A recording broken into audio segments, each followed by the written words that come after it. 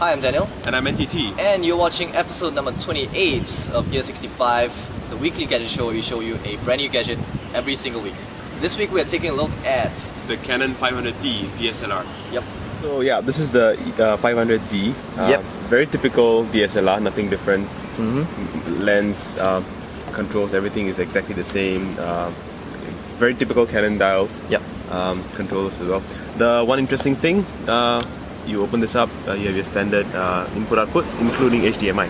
Yeah, that's pretty awesome. So this guide actually does HD video. We'll talk about it later, but you can actually pump out the HD videos from not just HD video, right? So if you hook it up to HD TV, you can actually watch HD photos. Yeah, photos on HD TV. Photos in HD as well, so you get really good resolution on that. Yeah.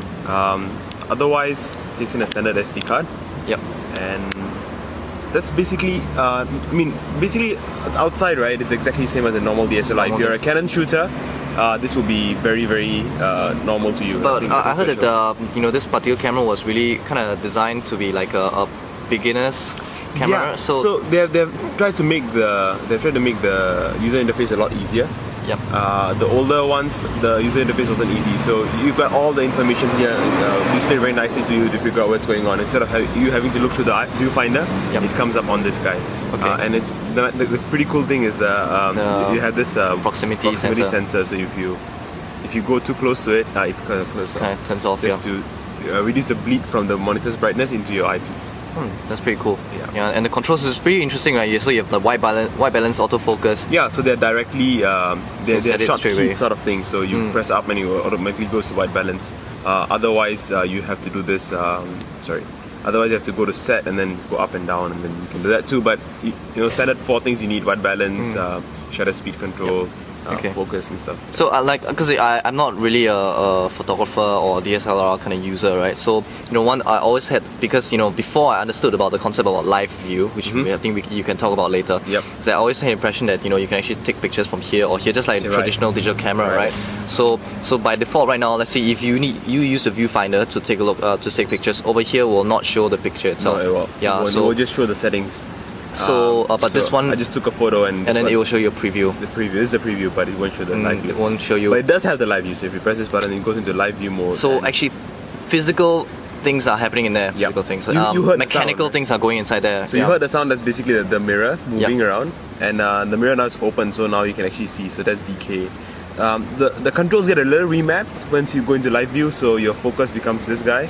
It's a little annoying sometimes. Which one? This guy instead. Oh, okay. But it's still in your palm, so it's not like you have to press far away. So are there different? So what I'm guessing is that inside the viewfinder there isn't a display, right? Like normal camera. So this is literally. So if that's the case, then that doesn't mean that in live view you get actually extra functions, things like you can actually see the face detection and all that kind of stuff. Right, exactly. So otherwise you will not be able to see the face detection squares and stuff. The viewfinder won't show it to you. Okay. So you can get that. But otherwise, so face detection, yes, you can get that. But otherwise, the functionality is almost the same. Your focus, all your control, the control that the DSLR actually gives you, is still there in the live view mode as well. So and another advantage is that you'll be able to get you take shots in a lot more different angles, right? Yeah, so you can do like stuff like I can't see this shot, but I can still take it. And take a peek at the LCD display. Exactly. The proximity sensor, I'm assuming it doesn't work. The proximity sensor won't work. Okay. That's good. That's pretty smart. This through. Yeah. The highlight of this particular, the 500D, is video taking, right? That's right. So this guy actually can do digital HD video, and there's a mode in the mode switch. The last one, which is a video camera.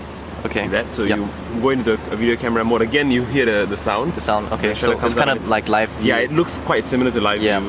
It works the same. Again, this button is for focus and stuff. But this time, when you actually press this button, which we will do later. Let's not do that now. You actually take videos. Yeah. So what we're gonna do right now, right? So for photos, NTT will post up pictures and stuff like that. So what we're gonna do right now to show you video taking on this particular camera, we're gonna switch the camera right now from the one I'm currently holding to what DK's, the one that NTT, I keep saying DK, the one NTT is holding like right now. Right. So let me focus and there you go. So So the nice thing about this guy is that because it can do video, and it's a DSLR, so you can use all the funny things that a DSLR can do, like you can zoom in manually, and then you can do all the funny focus stuff. So let me try to move it to manual focus, and then you can see I can do a lot of effects with focusing, get the changes in aperture and all those funny things that you can do with a DSLR with photos, now you can actually do with video. So if you think about potential, there's a lot of things you can do. But of course, being a camera, a DSLR, and not really designed to do video, it does have some problems with things like moving stuff around, and it's just a little clumsier, I would say, than something that you are holding, Daniel, for video. So otherwise, I really think that it's a great video camera, but if it was just a little easier to hold and stuff, it would be cool. I want to take a picture of the cake that we actually been with you. The last cake that you've actually purchased. The last piece of cake, yeah. Yeah. So it's pretty cool, right? So you can start taking a look at how you actually you can play with the focus and all that. And yeah, so and of course, like, I think all the cameras can do this nowadays. That while taking a video, you can even do. Yeah, so that is pretty awesome. Yeah, and I'll take a photo of you and your camera as well. My camera, yeah. So that's actually okay. We'll find out later whether it affects the video or not. Yeah. The other one issue I did find with the video is that you need a very fast SD card to take a good HD video. Okay. Okay. So basically, it caches it internally. So right now, if you see, I'm taking it for 1 minute 44 seconds. The other day I was using a slower card and I could barely take a minute video. Okay. So there's an internal buffer which gets filled up very fast, and if your SD card is not fast enough, the buffer can't be offloaded into the card fast enough. So as long as you have a what do you call that? A Speed 6 SD card, you should be fine. Okay. So it's like, okay, let's take a this is the one. Yep. This is the original. No, this is a Speed 4, right? So you can see usually SD cards, you have this little circle with the number 4 there. If it says 6, it should be good enough. That's 4 is a little bit slow. That's right. Yeah. So yeah, that's the video part of the 500D. Really awesome. Really cool stuff. So that was a Canon 500D, right. the Canon's DSLR. Yep. And so far it's pretty impressive to me, at least. I think so. I think as a starter camera for a lot of people, this is a really great camera. I love the photos I took with it. I'll put it up on the internet as well. Yeah. You can find the link in the show notes. Yeah. And the video, really great feature. It's a great nerve, like just if you're use this as a family camera. So if you're take videos as well as photos, perfect. It's compared to a normal DSLR, it's smaller and lighter as well, right? It's lighter compared to a lot of the bigger ones. So it's much lighter even compared to the older versions of the same series. So like the 400 was a little much heavier than this. Okay. It's very light, good photos, and it's not very expensive. I saw this. If you shop around, it's going to be around 1,200. 30 something Singapore dollars. Okay.